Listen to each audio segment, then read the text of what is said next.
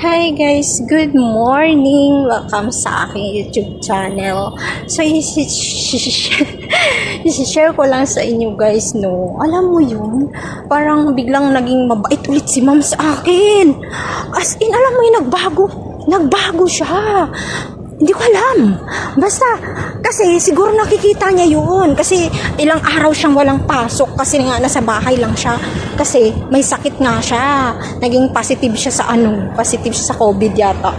Kasi may test yan sila eh. Pag nagkakasakit sila, yan sila ng kanilang para i-test, COVID test. Meron silang ganun kit.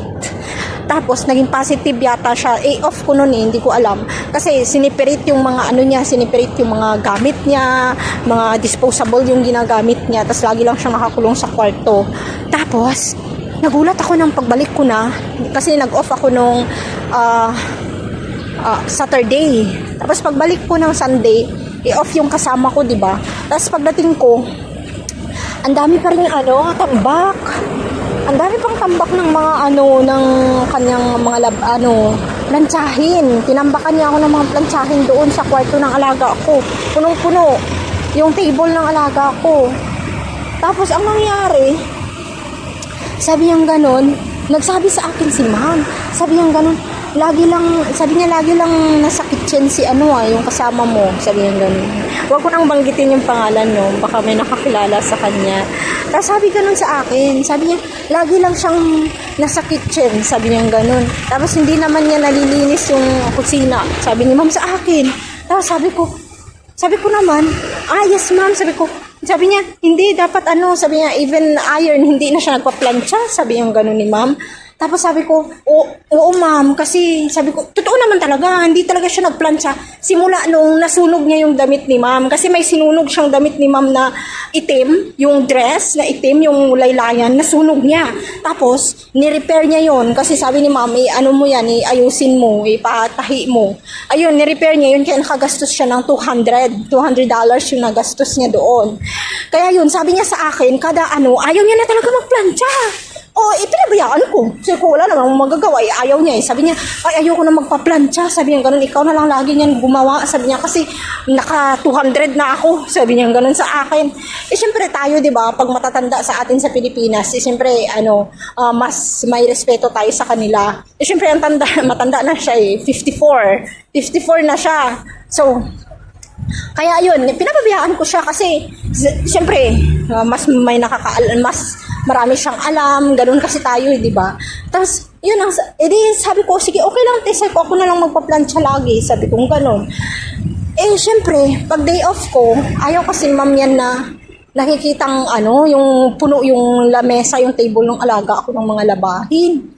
Ng mga plantsahin. Kaya yun, sabi niya, hindi ba siya nagpa-plancha? Sabi niya ganun. Sabi ko, hindi na ma'am. Sabi ko, simula sabi ko ganun, nung nasunog niya yung damit mo. Sabi ko ganun, ayaw na daw niya mag-plancha. Sabi ko, totoo naman. Sabi niya talaga, hindi talaga siya nag-plancha na. Simula siguro ilang buwan na, 2 buwan. Mag-2 buwan na siguro na nasunog niya yung damit ni ma'am na yon.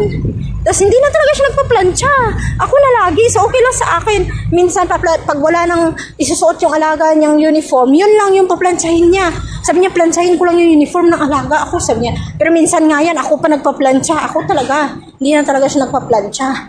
Tapos, edi sabi ni ma'am, sabi niya, hindi pwede yung ganyan. Sabi yung gano'n ni ma'am.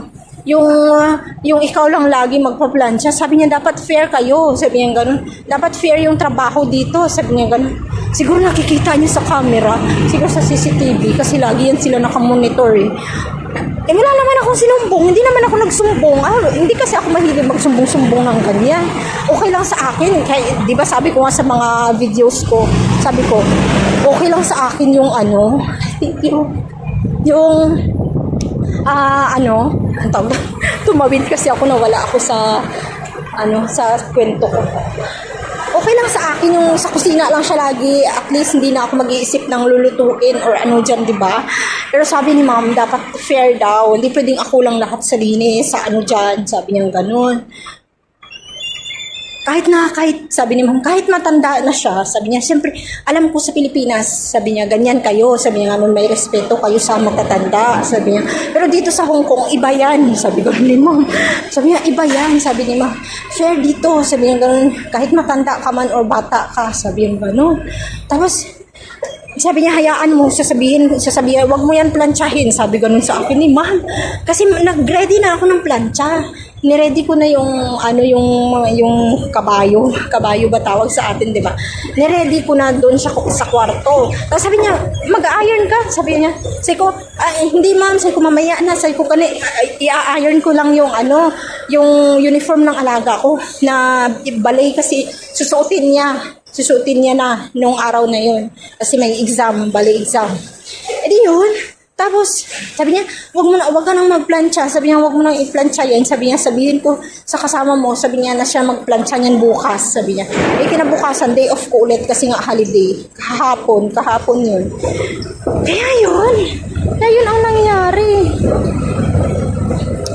Kaya sabi ko ganun. Tapos ngayon, naghatid ako ng alaga. Nandito si sir, kasama namin si sir. Jadi, naghatid. Nagkotse kami. Natid namin, tapos pabalik, kasama ko ulit si ma'am. Tapos, sabay kami bumaba ng kotse, papunta siya sa office niya, tapos maghihiwalay na kami ng ganyan. Tapos, nagsabi siya sa akin, kwento-kwento siya sa akin. Sabi niya ganun. Sabi niya ganun, sinabihan ko na yung kasama mo, sinabihan ko na siya, sabi ganun ni ma'am, na sabi niya na, maging fair yung trabaho, sabi niya ganun. Sinabihan ko siya na magplantsa siya, sabi niya hanggang kahapon. Okay ma'am, sabi ko lang naman. Tapos sabi ko, thank you sana ako, pero hindi ko sinabi. Sabi ko, okay ma'am, sabi ko ganun. Tapos sabi niya, napansin niya, hindi naman bago yung bag ko.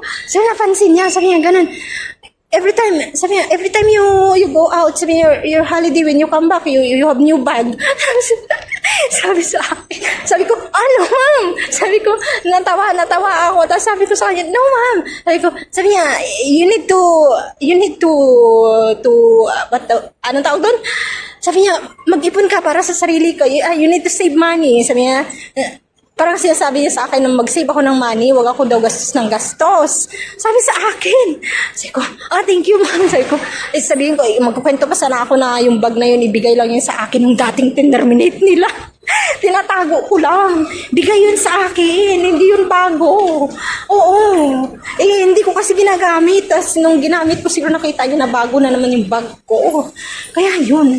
Pero yung bago talaga, yung isa, yung in-order ko na libre dapat sa Taobao, di ba? Yung unang gamit mo ng Taobao. Tapos, siya, free. Yun. Pero nagbayad pa rin ako noon ng $30. Kaya yun, tapos parang naging concern na siya sa akin. Tapos yung boses niya, yung tono ng boses niya pag nagsasalita is mabait, di ba? Hindi gaya sa mahalata mo naman paggalit yung boses, di ba? Pag nagsasalita. So ngayon naging parang mahinahon na yung boses niya, hindi na siya parang galit sa akin. Kaya sabi ko, tapos nung naghiwalay na kami, sabi ko, bye-bye ma'am, bye-bye. Tapos sabi ko, thank you. Ayun lang guys, na-share ko. Basta nagbago naman na sila ulit. Pero ayun, kada alis niya, nag-ano na siya. Nagbibili na siya sa amin. Binilinan niya yung kasama ko ng mga gagawin. Sabi niya ganun, gawin mo yung sabi niya ganun, palitan mo yung bedsheet ng alaga ko. Ay, ako nagpapalit niyan eh. Ako nagpapalit ng mga bedsheet ng alaga ko. Sabi niya, palitan mo yung bedsheet ng pangalan ng alaga ko. Sabi niya, tapos yung ilabhan mo na agad, sabi ganun naman. Tapos yung sabi niya yung kwarto namin. Sabi niya, siguro kahapon, yung pinalitan niya lang siguro yung bedsheet ng alaga niya. Ganun kasi siya eh. Yun siguro lang ginawa niya. Kaya alam naman yan ni ma'am, nakikita naman kasi nila yan. Kahit di ba, lagi yan sila nakamonitor. Naku, kaya yun, napansin siguro. Ay naku, hindi ako dito na ako guys sa aming mansion. Ayan o. Ayan. So, Ayan, hanggang dito na lang muna. Ayan, puro na lang, ayan. Ayun lang guys, naging ulit ako, alam mo yun, wala nang nervyos. Wala na akong nararamdaman na parang kaba-kaba. Kasi parang naging kampante na ulit ako na parang bumait ulit sila sa akin. Oo, kasi as in wala naman talaga akong ginagawang masama. Nakikita naman nila at alam mo, yung alaga ko, naging behave na siya, naging sobrang bait ng alaga ko. At nakikita nila yun na naging behave siya sa loob ng bahay, naging, alam mo yun, parang hindi na siya hyper kumilos, naging mabait siya kumilos, alam mo yun? Napapansin nila siguro, kasi parang nagbago talaga yung alaga ko. Oo, tas more behave na talaga siya kasi lagi ko siya sinasabihan, behave, good girl. Sasabi ko ganyan. Kaya yun guys, yun lang isi-share ko. Kasi masaya lang ako. Thank you! God bless! Bye!